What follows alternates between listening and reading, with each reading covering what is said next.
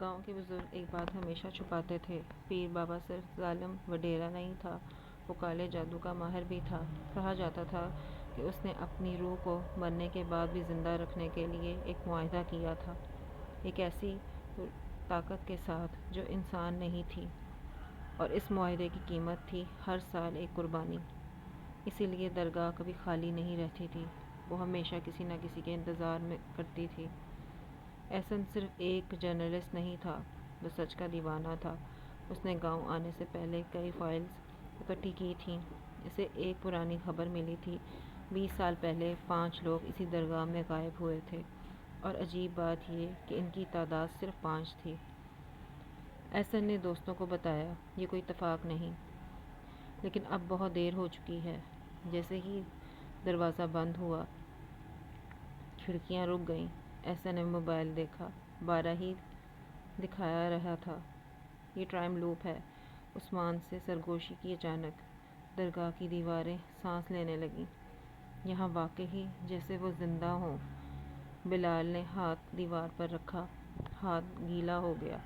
اس نے دیکھا، وہ خون تھا۔ دیوار پر آہستہ آہستہ لفظ بننے لگے، ایک اچانک 4 باقی تھے۔ سب کے چہرے سفید پڑ گئے تھے۔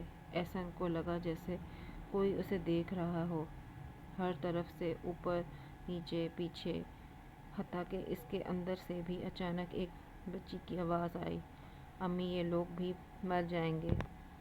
سب نے چونک کر پیچھے دیکھا، وہاں ایک چھوٹی سی لڑکی کھڑی تھی، سفید کپڑے میں خون سے لت پت۔ لڑکی نے آہستہ سے کہا، ہم سب یہاں بستے ہیں، وہ ہمیں جانے نہیں دیتا، وہ تمہیں بھی نہیں جانے دے گا، تمہیں نہیں چھوڑے گا۔ احسن نے پوچھا، وہ کون؟ لڑکی نے درگاہ کے اندرونی کمرے کی طرف اشارہ کیا، جہاں مکمل اندھیرا تھا۔ وہ سب ہمت کر کے اندر گئے۔ دروازہ خود بخود بند ہو گیا۔ کمرے کے بیچ میں ایک پرانی قبر تھی، حسن، جس پر لکھا تھا، پیر بابا ہمیشہ کے لیے زندہ۔ اچانک قبر بند ہو گئی، زمین کانپنے لگی، اور پھر قبر پھٹ گئی۔ اس میں سے ایک لاش نکلی، لیکن وہ عام لاش نہیں تھی۔ اس کی آنکھیں کھلی تھیں اور وہ سانس لے رہی تھی۔ تم دیر سے آئے ہو، اس نے کہا۔ عثمان اچانک چیخا، اور اندھیرے میں کھینچ لیا گیا، بچاؤ! لیکن صرف اس کی آواز باقی رہ گئی، جسم نہیں۔ اب صرف 3 رہ گئے تھے۔ پیر بابا نے کہا، ہر 20 سال بعد 5 لوگ آتے ہیں، اور میں ایک ایک کر کے انہیں اپنی طاقت میں شامل کر لیتا ہوں۔ تم بھی اب میرا حصہ بنو گے۔ احسن نے ہمت کی اور چیخا، تم ایک مردہ ہو، تم کچھ نہیں۔ اچانک درگاہ میں زلزلہ سا آ گیا، روح سے میں آ گئی، میں موت سے بھی آگے ہوں۔ احسن کو یاد آیا، اس نے ایک صفحے نہیں پڑھا تھا۔ اس نے جلدی سے ڈائری نکالی، اس میں لکھا تھا، اسے صرف ایک چیز ختم کر سکتی ہے، اور وہ چیز جو اس کے معاہدے کو توڑے، خون، اس کا اپنا خون۔ اس نے ٹوٹا ہوا پتھر اٹھایا اور پیر بابا کی قبر پر مارا۔ خون نکلا، روح چیخی، پر نہیں، تم یہ نہیں کر سکتے۔ اچانک آگ بھڑک اٹھی، دیواریں گرنے لگیں، چیخیں گونجنے لگیں، اور سب کچھ جلنے لگ گیا۔ اگلی صبح گاؤں والے آئے، درگاہ جل چکی تھی، لیکن صرف ایک شخص باہر کھڑا تھا، احسن۔ وہ زندہ تھا، لیکن اس کی آنکھیں سرخ تھیں۔ ایک گاؤں والے نے پوچھا، باقی کہاں ہیں؟ احسن مسکرایا اور دھیمی آواز سے بولا، اب وہ بھی میرے ساتھ ہیں۔ اس بات کے بعد گاؤں میں لوگ غائب ہونے لگے، اور رات کو احسن کی آواز آئی۔ احسن اب انسان نہیں رہا تھا۔ گاؤں والوں کو شروع میں لگا کہ احسن بچ گیا ہے، لیکن حقیقت اس سے کہیں زیادہ خوفناک تھی۔ وہ پہلے جیسا نہیں رہا۔ وہ کم بولتا تھا، اکثر اکیلا رہتا تھا، اور اس کی آنکھیں بھی کسی اور کو دیکھ رہا جو باقی کسی کو نظر نہیں آتا۔ ایک رات گاؤں کا ایک لڑکا بھی غائب ہو گیا۔ لوگ اسے ہر جگہ تلاش کیا، لیکن صرف ایک چیز ملی، اس کے جوتے، درگاہ کا کھنڈرات کے پاس، بالکل ویسے ہی جیسے سالوں پہلے ہوا تھا۔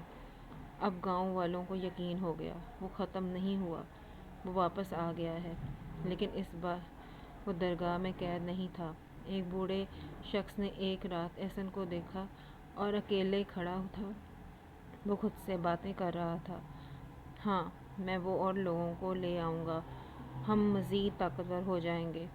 بوڑھا شخص کانپ گیا، کیونکہ وہ آواز صرف احسن کی نہیں تھی، وہ آوازیں تھیں، دو آوازیں۔ اب حقیقت واضح ہو چکی تھی، پیر بابا ختم نہیں ہوا تھا، اس نے صرف اپنا جسم بدل لیا تھا، اور اب وہ احسن کے اندر زندہ تھا۔ ہر چند دن بعد کوئی نہ کوئی غائب ہونے لگا، اور ہر بار آخری جگہ جہاں وہ دیکھا جاتا تھا وہ احسن کے قریب ہوتی۔ گاؤں کے چند بہادر لوگوں نے فیصلہ کیا، اس بار ہم اسے ختم کریں گے، ہمیشہ کے لیے۔ وہ سب احسن کے گھر پہنچے، دروازہ کھولا، اور جو انہوں نے دیکھا وہ ان کی زندگی کا سب سے خوفناک منظر تھا۔ دیواروں پر عجیب نشانات بنے ہوئے تھے، زمین پر خون سے دائرے بنے ہوئے تھے، اور اس کے بیچ میں احسن کھڑا تھا، لیکن وہ مسکرا رہا تھا، ایک ایسی مسکراہٹ جو انسان کی نہیں تھی۔ احسن یا پیر بابا، یہ کون تھا؟